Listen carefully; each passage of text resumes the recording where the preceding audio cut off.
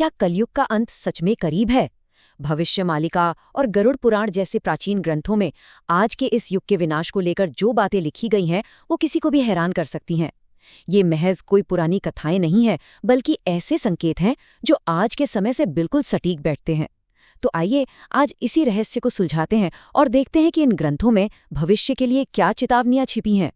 एक बहुत ही गहरी बात कही गई है, जब प्रकृति थक जाती है तो वो विनाश से पहले इंसानों को कुछ इशारे जरूर देती है। सच में कोई भी बड़ी तबाही अचानक नहीं आती। प्रकृति हमेशा हमें संभलने का मौका या कम से कम एक चेतावनी जरूर देती है।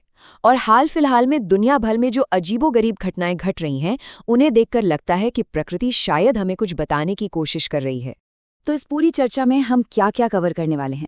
सबसे पहले हम आज के समय में मिल रहे खतरे के संकेतों को समझेंगे, फिर भविष्यमालिका और भगवान जगन्नाथ से जुड़े रहस्यों पर बात करेंगे। उसके बाद श्री कृष्ण ने कलयुग को लेकर जो दृष्टांत दिए थे उन्हें जानेंगे। गरुड़ पुराण में बताए गए घोर कलयुग के खौफनाक दौर को भी समझेंगे। फिर महाप्रलय और 7 सूर्यों के उदय की बात करेंगे और आखिर में देखेंगे कि विनाश के बाद ये नई शुरुआत कैसे होगी।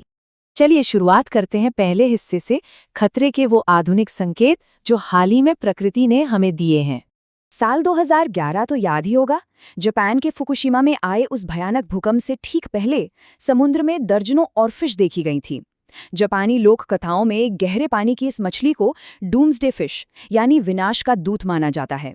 अब रोंगटे खड़े कर देने वाली बात यह है कि 2025 की गर्मियों में भारत के तमिलनाडु तट पर और दुनिया की कुछ और जगहों पर यह रहस्यमयी मछली फिर से सतह पर आ गई।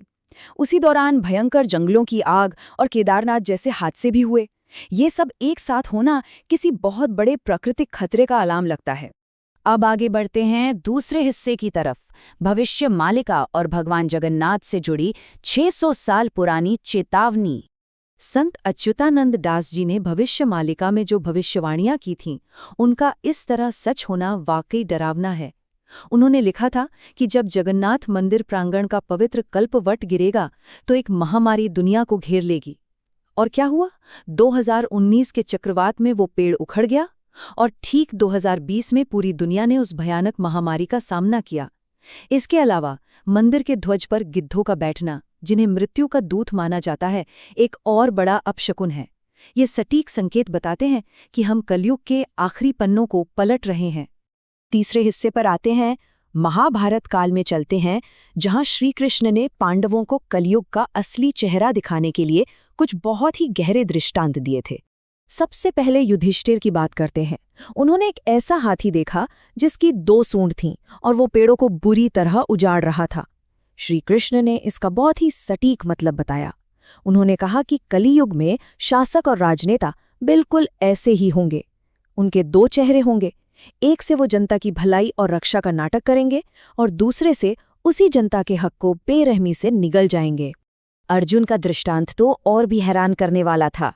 उन्होंने एक बेहद खूबसूरत पक्षी देखा जिसके पंखों पर वेद मंत्र लिखे थे, लेकिन वो पक्षी मांस खा रहा था। इसका सीधा सा मतलब ये था कि कलयुग में धार्मिक पाखंड अपने चरम पर होगा। ऐसे लोग होंगे जो धर्म और अध्यात्म की बड़ी बड़ी बातें करेंगे, लेकिन असल में उनका आचरण एकदम उल्टा होगा। वो ज्ञान को सिर्फ पैसा कमाने का एक व्यापार बना लेंगे। भीम ने जो देखा वो आज के हमारे समाज की सबसे कड़वी सच्चाई है। उन्होंने देखा कि एक गाय अपने बछड़े को इतने ज्यादा प्यार से चाट रही है कि बछड़े के शरीर से खून बहने लगा। इसका मतलब ये है कि कलयुग में माता पिता का अंधा प्यार ही बच्चों को कमजोर कर देगा। उन्हें हर छोटी बड़ी मुश्किल से बचाने के चक्कर में आने वाली पीढ़ियों की संघर्ष करने की ताकत ही खत्म हो जाएगी। ये अंधा लगाव ही पतन का कारण बनेगा।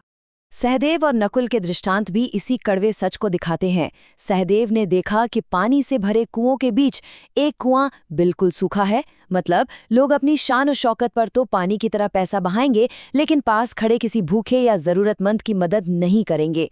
वहीं नकुल ने देखा कि एक विशाल चट्टान सब कुछ कुचलते हुए आ रही थी, लेकिन एक छोटे से पौधे से टकराकर रुक गई।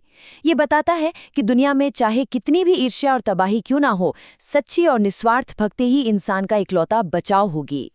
चलिए अब चौथे हिस्से की तरफ चलते हैं।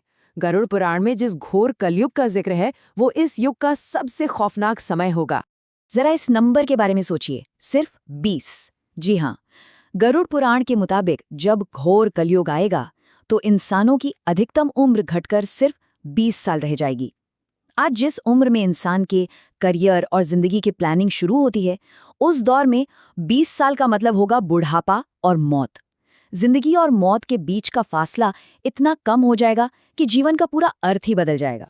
इस दौर में समाज और इंसान की हालत कितनी खराब होगी, इसका अंदाजा इन बातों से लगाया जा सकता है। 12 साल के बच्चों पर बुढ़ापा दिखने लगेगा। 8 से 9 साल की उम्र में ही गर्भधारण होने लगेगा। शादियां सिर्फ एक टेम्पररी बिजनेस डील बनकर रह जाएंगी। इंसान शारीरिक रूप से इतने छोटे हो जाएंगे कि चूहों की तरह बिलों में रहेंगे।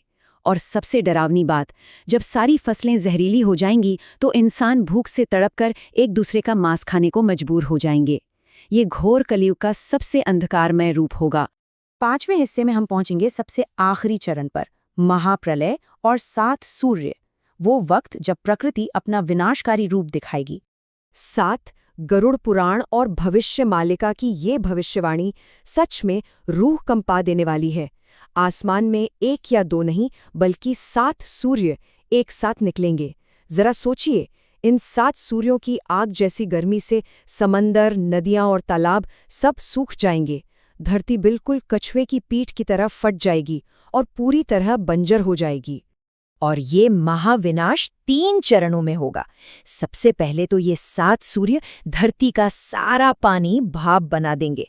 दूसरे चरण में पाताल लोक से कालाग्नि यानी एक भयंकर ज्वाला निकलेगी जो धरती को अंदर से जलाकर राख कर देगी और हवा को जहरीला बना देगी। और आखिर में आसमान में संवर्तक मेघ यानी विनाशकारी बादल छा जाएंगे जो हाथी की सूंड के बराबर मोटी धाराएं बरसाना शुरू करेंगे। लेकिन ध्यान रहे, ये कोई पानी की आम बारिश नहीं होगी। ये तेजाब और पत्थरों जैसी कठोर बारिश होगी जो बिना रुके लगातार 100 सालों तक बरसेगी। इसका वजन और मार इतनी भयानक होगी कि हिमालय जैसे विशाल और ऊंचे पहाड़ भी टूटकर बह जाएंगे। पूरी धरती पर सिर्फ और सिर्फ पानी होगा। कोई इंसान, कोई घर, कुछ भी नहीं बचेगा। सब कुछ इस महाप्रलय में डूब जाएगा। लेकिन अब आते हैं हमारे छठे और आखिरी हिस्से पर, विनाश के बाद एक नई शुरुआत। महाप्रलय का मतलब ये बिल्कुल नहीं है कि दुनिया हमेशा के लिए खत्म हो जाएगी। असल में ये एक बहुत ही जरूरी शुद्धिकरण है। इसे ऐसे समझिए जैसे एक किसान नई और उपजाऊ फसल उगाने के लिए अपने खेत की सूखी और खराब घास को जला देता है। ठीक उसी तरह प्रकृति इस धरती को पाप और बुराइयों से साफ करने के लिए प्रलय का सहारा लेती है ताकि एक नए, शुद्ध और धर्म वाले युग की शुरुआत हो सके। तो इस पूरी चर्चा के बाद एक बहुत ही गहरा सवाल खड़ा होता है, क्या भविष्य मालिका और गरुड़ पुराण में लिखी ये बातें महज पुरानी कहानियां हैं, या फिर ये उस अटल भविष्य की चेतावनियां हैं जिसके दरवाजे पर हम सब पहले ही खड़े हैं? आज हमारे आसपास जो कुछ भी हो रहा है वो हमें रुककर सोचने पर मजबूर जरूर करता है। ज्ञान और विचार के इस सफर में हमारे साथ जुड़ने के लिए बहुत बहुत शुक्रिया।